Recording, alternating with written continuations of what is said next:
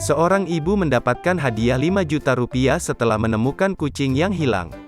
Disiarkan di akun Instagram @infodepok_it, kucing ras ini hilang selama sepekan dari kediaman YouTuber DJ Firman.